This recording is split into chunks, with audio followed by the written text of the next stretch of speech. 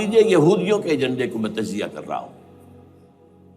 سب سے پہلے World Bank, I M F, globalisation, TRIPS, ان تمام ہتھ کنڈوں کے ذریعے عالمی مالیاتی استعمار جو بظاہر امریکہ کا ہوگا حقیقتاً یہود کا ہوگا۔ یہودیوں کے نزدیک پوری نوع انسانی حیوانوں کے مانند ہے۔ They are not human beings. They are goyams. They are Gentiles. یہ انسانی شکل میں حیوان ہیں، اور جیسے حیوانوں کو ایکسپلائٹ کرنا، استعمال کرنا انسانوں کا حق ہے۔ گھوڑے کو آپ باندھتے رہے ہیں نا ٹانگے کے آگے، اور بیلوں سے آپ ہل جتواتے رہے ہیں، تو جیسے یہ حق ہے ایسے ہمارا حق ہے پوری دنیا کے جو ہے وسائل ان کو کھینچے۔ ہاں جیسے گھوڑے اور بیل کو بھی کچھ نہ کچھ دانہ تو ڈالنا پڑتا ہے، چارہ تو دینا پڑتا ہے، تو ان کو بھی کچھ دو۔ یہ پوری نوع انسانی ورکرز بن کر رہ جائے، حیوان بن جائیں، بالکل شہوت کے غلام بنا دو انہیں، اخلاقی اقدار کا بیڑا غرق کر دو، خاندانی نظام کو تہوبارہ کر دو۔ یہ باقاعدہ جو protocols of the elders of the Zion تھے ان سب میں موجود ہے لکھا ہوا، جو 1897 میں انہوں نے پاس کیا اپنا پروگرام بیسل میں، سوئٹزرلینڈ کا ایک شہر ہے۔ Protocols of the elders of the Zion, ان کو حیوان بنا دو، بس حیوانوں سے کام لیتے رہو۔ ہاں ان کی کمائی کا کچھ حصہ ان کے لیے چھوڑ دو، وہ بھی زندہ رہیں، وہ بھی آخر کام کیسے کریں گے، اور اصل جو ہے ملائی کھینچ دو اپنے اس نظام کے ذریعے سے۔ World Bank, I M F, stock exchange, TRIPS, globalisation, اس کے ذریعے سے عالمی مالیاتی استعمار۔ نمبر 2، ایک ہے ان کا ایجنڈا، یہ تو عالمی ہے۔ دوسرا ایجنڈا کیا ہے؟ وہ لوکل ہے۔ وہ کیا ہے؟ گریٹر اسرائیل کا قیام، جس میں مصر کا سارا زرخیز علاقہ شامل ہوگا، جو ڈیلٹا کا علاقہ کہلاتا ہے اس کا، جہاں کے اس وقت کے بادشاہ نے، حضرت یوسف علیہ السلام کے زمانے کے بادشاہ نے، وہ فرعونہ کے خاندان میں سے نہیں تھا، وہ عرب تھا، عربوں ہی سے کسی وقت کوئی قوم آئی تھی جو کہ مصر پر قابض ہو گئی تھی۔ اس نے حضرت یوسف کے خاندان کو لا کے وہاں آباد کیا، بہترین جشن کا علاقہ کہلاتا ہے، بہترین۔ وہ کہتے ہیں ہمارا ہے، ہم رہے وہاں پر کئی سو برس تک رہے، عراق ہمارا ہے، وہاں ہمیں قید میں رکھا گیا، نبوکدنضر لے گیا تھا۔ عرب کا شمالی حصہ جو ہمارا ہے، وہاں خیبر میں یہودی قلعے تھے، اور وہاں مدینے کے اندر جو ہے 3 قبیلے یہودی تھے جنہیں محمد نے صلی اللہ علیہ وسلم وہاں سے نکال باہر کیا تھا۔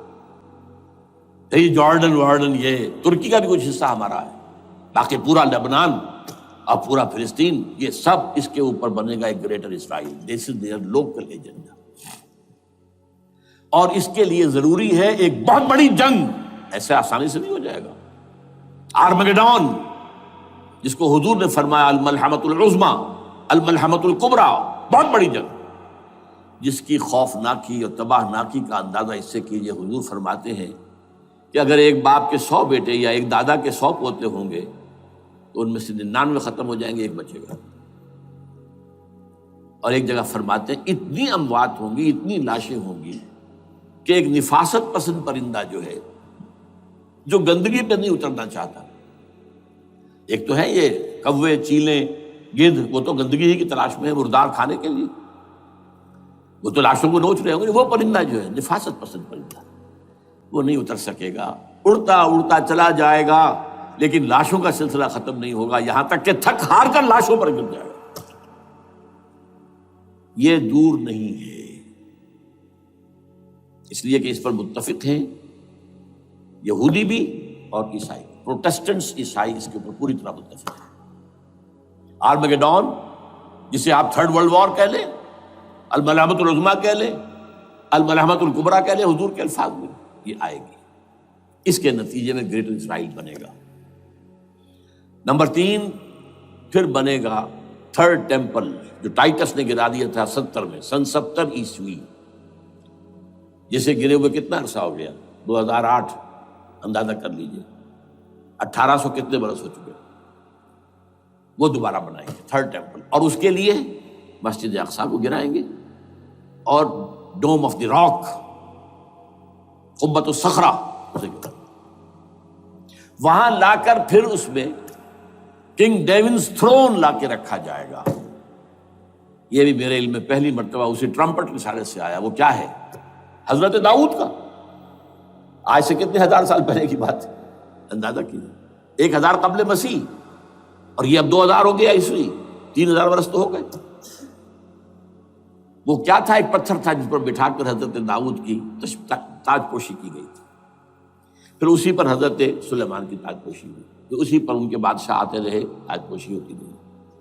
ٹائٹس نے جب گرایا ہے سن 70 عیسوی میں، یروشلم کو برباد کیا، 1,33,000 یہودی ایک دن میں قتل کیے، ایک دن میں، باقی نکال دیا، بھاگ جاؤ یہاں سے۔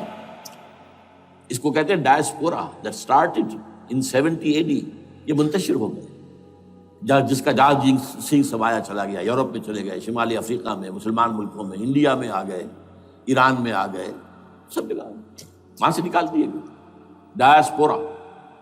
بہرحال وہاں سے وہ ٹائٹس وہ پتھر لے گیا، وہ روم میں لے گیا، روم سے کسی طرح وہ آئرلینڈ پہنچ گیا۔ آئرلینڈ پیور کیتھولک ملک ہے، آپ کو معلوم ہوگا، اور وہاں پر پروٹیسٹنٹس کی اور کیتھولکس کی جنگیں ہوتی رہتی ہیں۔ کبھی بھی شیعہ سنی مسلمانوں کی اس طور سے خانہ جنگی نہیں ہوئی ہے جیسے کہ وہاں ان دو عیسائیوں میں، کیتھولکس اور پروٹیسٹنٹس میں ہوتی ہے۔ وہ رومن کیتھولک ملک ہے بیچ میں۔ وہاں سے وہ انگلینڈ میں آیا، انگلینڈ میں جب آ گیا، بلکہ وہاں سے اسکاٹ لینڈ سے انگلینڈ میں پھر اس کو ایک کرسی کے اندر اس کی سیٹ کی حیثیت سے بنا کر ایک تھرون کی شکل دے دی گئی، اور وہ جو ویسٹ منسٹر ایبے ہے، برطانیہ کے پارلیمنٹ کے ساتھ جو چرچ ہے، ویسٹ منسٹر ایبے، وہاں اس کو لا کے رکھ دیا گیا۔ اس وقت سے برطانیہ کے بادشاہوں اور ملکاؤں کی تاج پوشی وہاں ہوتی ہے۔ تو ایک یہ ہے کہ پھر اس کو لا کر وہاں رکھیں گے۔ اب یہاں سے اختلاف ہے، یہ نوٹ کر لیجیے، یہاں تک عیسائیوں کا، یہودیوں کا ایجنڈا ایک ہے، یہاں اختلاف ہے۔ یہودیوں کے نزدیک ان کا مسیح آئے گا اور وہ وہاں بیٹھ کر پوری دنیا پر راج کرے گا۔ وہ مسیح جس کی خبر دی گئی تھی شروع کی کتابوں میں، جو تورات کی ابتدائی کتابیں ہیں، وہ تو حضرت مسیح کی شکل میں آ گئے۔ دی پروفیسی واز فلفلڈ۔ یہودیوں نے نہیں مانا، انہیں تو قرار دیا جادوگر ہے، کافر ہے، مرتد ہے، ولد الزنا ہے، اور اپنے بس پڑتے سولی پر چڑھوا دیا۔ وہ دوسری بات ہے، اللہ نے کیا کیا، وہ ایک علیحدہ مسئلہ ہے۔ چنانچہ یہ کہ دی سچویشن از ویکنٹ، وہ مسیحا کی جگہ ابھی باقی ہے ان کی، and they are waiting for ہم۔ تو وہ آئے گا اور وہ یہاں اس تخت داؤد پر بیٹھ کر پوری دنیا پر حکومت کرے گا۔ عیسائیوں کا کہنا کیا ہے کہ در حقیقت حضرت مسیح نازل ہوں گے، سیکنڈ کمنگ آف جیسس، جس کو ہم بھی مانتے ہیں، اگرچہ ہوگا کیسے، حالات و واقعات کا کیا ہمارے نزدیک رنگ ہے وہ کچھ مختلف ہے، وہ میں اس کو بیان نہیں کر سکتا۔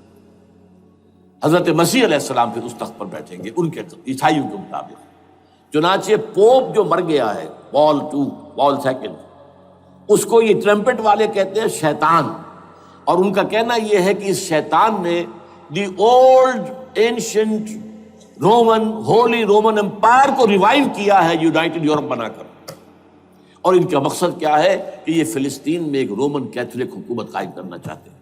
یہودی اپنی حکومت چاہتے جو ہے، اور وہ اپنی حکومت چاہتے ہیں۔ یہ ان کا کہنا ہے، یہ میں نہیں جانتا کہ اس میں کس حد تک ان ایک دوسرے پر الزام درست ہے۔